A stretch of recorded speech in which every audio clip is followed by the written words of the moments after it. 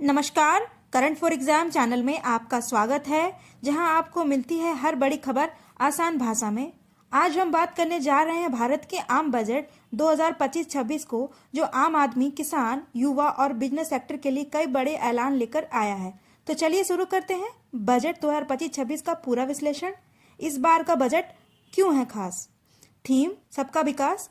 निर्मला सीतारमण ने तेलुगु कवि गुरजाड़ा अप्पा राव को उद्धृत करते हुए कहा है, एक देश केवल उसकी भूमि नहीं होता, एक देश उसके लोग होते हैं। यह सरकार की संतुलित क्षेत्रीय विकास की प्रतिबद्धता को दर्शाता है। मिशन ज्ञान, युवा, अन्नदाता और नारी के लिए समर्पित।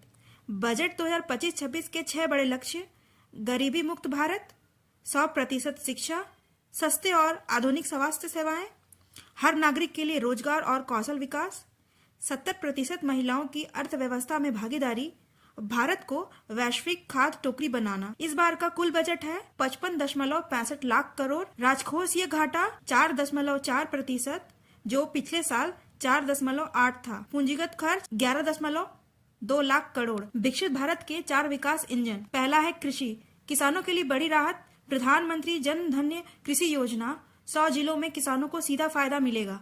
फसल विविधीकरण, सिंचाई और भंडारण को बढ़ावा मिलेगा। 1.7 करोड़ किसानों को सीधा लाभ। दलहन आत्मनिर्भरता मिशन, दलहन पर 6 वर्षीय आत्मनिर्भरता मिशन, तूर, उड़द और मसूर दालों के उत्पादन को बढ़ावा मिलेगा।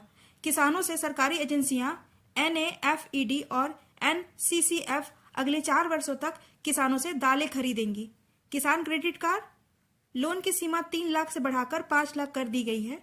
अन्य योजनाएं: राष्ट्रीय उच्च उपज बीज मिशन, 5 साल का कपास उत्पादकता मिशन, राष्ट्रीय फल सब्जी कार्यक्रम। माइक्रो स्मॉल मीडियम एंटरप्राइजेस और स्टार्टअप के लिए बड़ा मौका। Micro small medium enterprises loan guarantee cover 5 crore से बढ़ाकर 10 करोड़ कर दिया गया है। बिजनेस के लिए खास स्कीमें: ST/SC और महिलाओं के लिए 2 करोड़ तक का business loan. Make in India को मजबूत करने के लिए राष्ट्रीय मैन्युफैक्चरिंग मिशन, भारत को खिलौनों का ग्लोबल हब बनाने की योजना है। अगर आप भी बिजनेस करना चाहते हैं तो इस बजट में आपके लिए बहुत कुछ है। इंफ्रास्ट्रक्चर और निवेश पर बड़ा फोकस। निवेश को 3 मुख्य भागों में विभाजित किया गया है: लोग, अर्थव्यवस्था और नवाचार। बुनियादी ढांचों में ऐतिहासिक निवेश, 1 लाख करोड़ का urban challenge fund, smart cities को बढ़ावा देना, 10 लाख करोड़ रुपए का एसेट मोनेटाइजेशन प्लान 2025-30 तक। भारत नेट के तहत गांवों के स्कूलों और हेल्थ सेंटर को ब्रॉडबैंड से जोड़ा जाएगा। शिक्षा और रिसर्च में निवेश, 50,000 अटल टिकरिंग लैब्स। सरकारी स्कूलों में 500 करोड़ की लागत से AI शिक्षा केंद्र स्थापित होगा। 20,000 करोड़ निजी सेक्टर की रिसर्च और इनोवेशन के लिए। IIT IIS के 10,000 स्टूडेंट के लिए PM रिसर्च फेलोशिप। ज्ञान भारतम मिशन, 1 करोड़ पांडुलिपियों का डिजिटलीकरण होगा। निर्यात और वैश्विक व्यापार, भारत ट्रेड नेट, नया डिजिटल प्लेटफॉर्म जिसमें माइक्रो स्मॉल मीडियम एंटरप्राइजेस को ग्लोबल मार्केट तक पहुंच मिलेगी। ग्लोबल कैपेबिलिटी सेंटर, Tier 2 शहरों में IT और सेवा उद्योग को बढ़ावा मिलेगा। एयर कार्गो सुधार, ताजा फल सब्जियों के निर्यात के लिए आधुनिक भंडारण सुविधाएं होंगी। सरकारी खर्च और वित्तीय मैनेजमेंट, FDI लिमिट इंश्योरेंस में 74% से बढ़ाकर 100% कर दी गई है। वित्तीय सुधारों के लिए नया हाई लेवल कमेटी का गठन होगा। सरकार राज्यों के बिजनेस इकोसिस्टम को रैंक करने के लिए इन्वेस्टमेंट फ्रेंडलीनेस इंडेक्स लॉन्च करेगी। टैक्स में छूट, मिडिल क्लास को बड़ी राहत। 12 लाख सालाना इनकम तक कोई टैक्स नहीं होगा। अगर आप सैलरीड क्लास से है तो 12,75,000 तक के कोई टैक्स नहीं होंगे। नए टैक्स स्लैब इस प्रकार है: 4 लाख तक के इनकम में कोई टैक्स रेट नहीं लगेगा। 4 से 8 लाख तक की इनकम में 5%, 8 से 12 लाख में 10%, 12 से 16 लाख में 15%, 16 से 20 लाख में 20%, 20 से 24 लाख में 25% और 24 लाख से ऊपर 30% तक की टैक्स रेट लागू होंगी।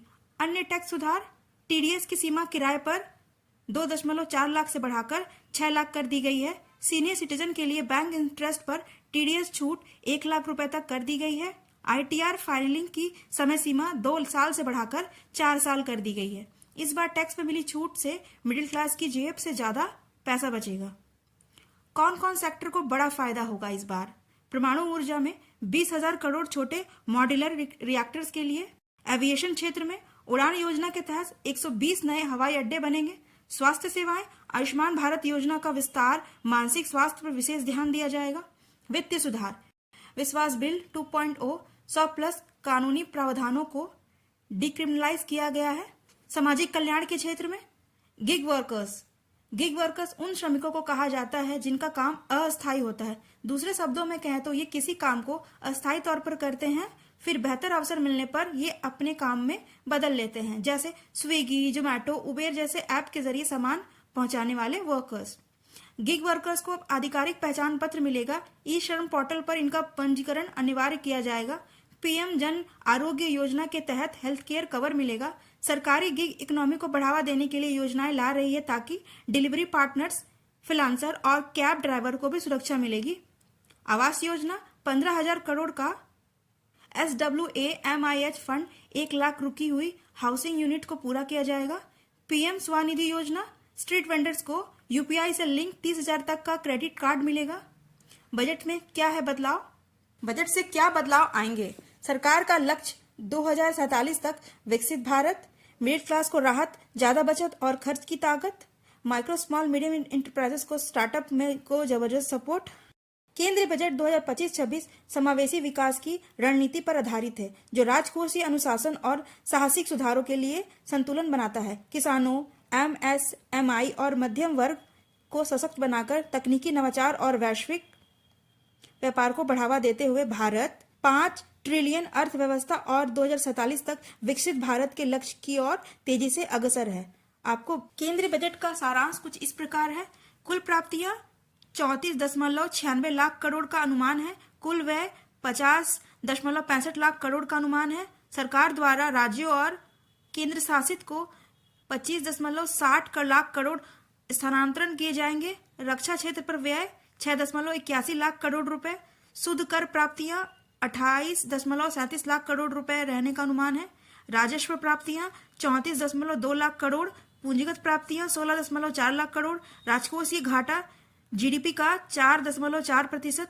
राजस्व घाटा जीडीपी का 1.5%। प्राथमिक घाटा जीडीपी का 0.8%। अब जानते हैं कुछ बजट के बारे में। बजट शब्द का संविधान में कहीं उल्लेख नहीं है, बल्कि अनुच्छेद 112 में इसे वार्षिक वित्तीय विवरण कहा गया है। भारत का पहला केंद्रीय बजट 7 अप्रैल 1860 को जेम्स विल्सन द्वारा पेश किया गया था। स्वतंत्र भारत का पहला बजट भारत के प्रथम वित्त मंत्री R.K. षणमुखम चेट्टी द्वारा 26 नवंबर 1947 को पेश किया गया था। बजट पेश करने वाली प्रथम महिला, भारत में बजट पेश करने वाली प्रथम महिला है इंदिरा गांधी।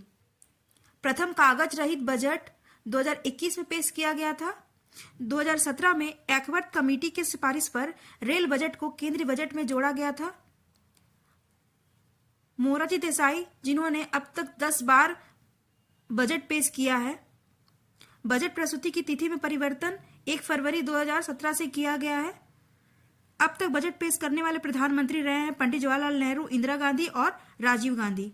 ड्रीम बजट 1997-98 के वित्तीय वर्ष के लिए तत्कालीन वित्त मंत्री पी चिदम्बरम की ओर से पेश किया गया बजट को देश का ड्रीम बजट कहा जाता है। ब्लैक बजट वित्त वर्ष 1973-74 के बजट को राजकोषीय घाटे के कारण ब्लैक बजट कहा गया था। आपको बजट 2025-26 कैसा लगा? क्या ये आपके लिए फायदेमंद है? हमें कमेंट में अपनी राय जरूर दें। अगर आपको यह वीडियो पसंद आया हो तो लाइक करें, शेयर करें और चैनल को सब्सक्राइब करें। मिलते हैं अगले वीडियो में। धन्यवाद।